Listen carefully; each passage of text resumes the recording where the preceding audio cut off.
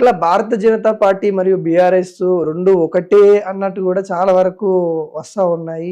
నిజమేనా? అవి 2 పార్టీలు కలిసి ఒకటేనా? అంటే ఏం చెప్తారు? ఇప్పుడు ఇదే మాట అసెంబ్లీ ఎన్నికల ముందు కూడా కాంగ్రెస్ ప్రచారం చేసింది కదా, మరి ఎందుకు ఒకటి కాలేదు? ఇదే వన్ వర్డ్ ఆన్సర్. తర్వాత బీఆర్ఎస్ పార్టీ అనేది అవినీతి బురదలో కూరుకుపోయినటువంటి పార్టీ.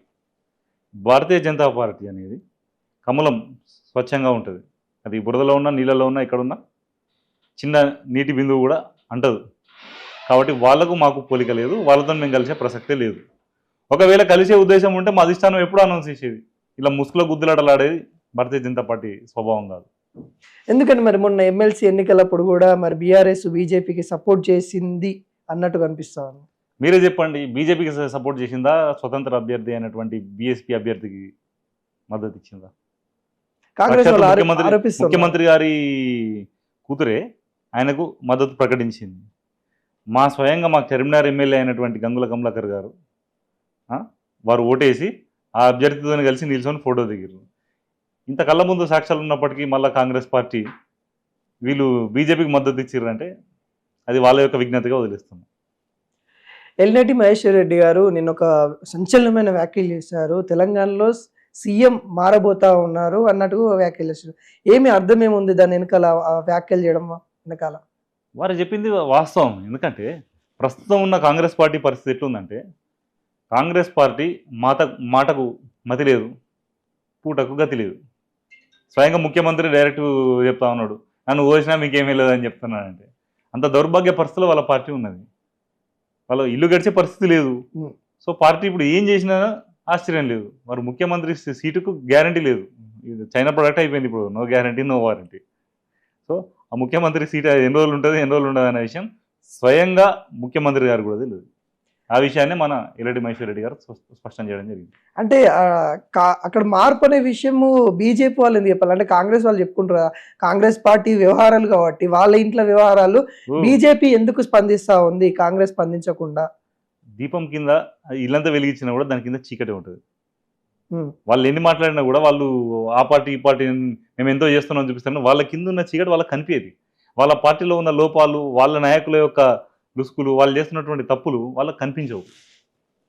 వారి అపోజిషన్ పార్టీ, నిజమైన అపోజిషన్ పార్టీ భారతీయ జనతా పార్టీయే కాబట్టి మాకు వాళ్ళ యొక్క ఇప్పుడు ఒక మూర్ఖుడు డ్రైవింగ్ చేస్తుంటే స్పష్టంగా చూసి చెప్పారు, అరే విడిపోయి దేనికో పెడతాడు రా అని ఎవడైనా చెప్పగలుగుతాడు.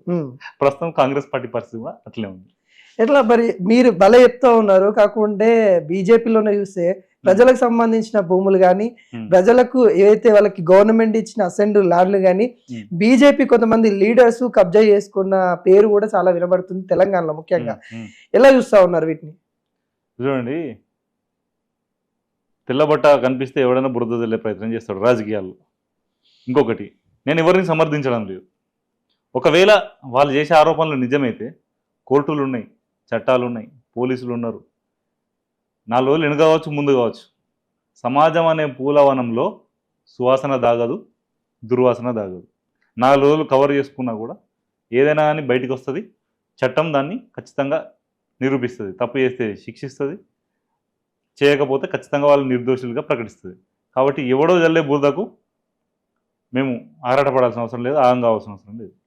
అంటే ప్రజాప్రతినిధులుగా చెప్పాలి కదా సమాధానం. అంటే ఒక ఆరోపణ వచ్చినప్పుడు నిరూపించుకునే ప్రయత్నం చేయాలి కానీ బీజేపీ వాళ్ళు ఎక్కడ చేసే ప్రయత్నం ఏడా కనిపించట్లేదు. ఇప్పుడు వాళ్ళు ఏం చేస్తారు అంటే ముసుగుల గుద్దులాటలు ఆడుతున్నారు. వాళ్ళ దగ్గర తల లేదు, తోకలేదు. ముసుగుల గుద్దులాటలు ఆడేదానికి మనం ఏం సమాధానం ఇవ్వగలుగుతాం? రేపు మనం సమాధానం ఇచ్చినాం అనుకోండి. చూడండి, కాంగ్రెస్ వాళ్ళు ఇప్పటి నుండి కాదు, బ్రిటిష్ కాలం నుండి వాళ్ళ యొక్క లార్డ్ మెకాలే థియరీ అది. ఒక కుక్కను చంపే ముందు వాడు ఏమని ప్రచారం చేస్తారంటే అది పిచ్చి కుక్క అని ప్రచారం చేస్తారు. మన ఊర్లో ఏ దొంగ ప్రవేశించినా అరిచి మనల్ని కాపాడేటువంటి కుక్కను అది పిచ్చి కుక్క అని ప్రచారం చేసేసరికి అరే అది పిచ్చి కుక్క, దానివల్ల మన పిల్లలు గరుస్తుందేమో, ఈ ప్రమాదమేమో అనేటువంటి పుకార్లను సృష్టించి ఫస్ట్ దాని ఇమేజ్ని చంపుతాడు.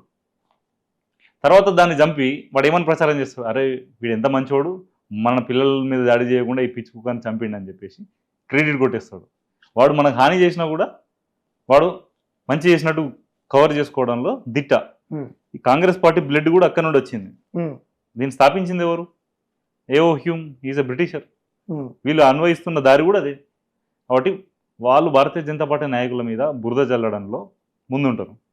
ఒకవేళ నిజంగా ఎవరైనా నాయకుడు తప్పు చేసినట్టయితే ఖచ్చితంగా ఆ నాయకుడిని చట్ట ప్రకారం శిక్షించవచ్చు. మేము ఎవరిని సమర్థించట్లేదని మీకు క్లియర్గా చెప్పినాం. ఇది పరిస్థితి.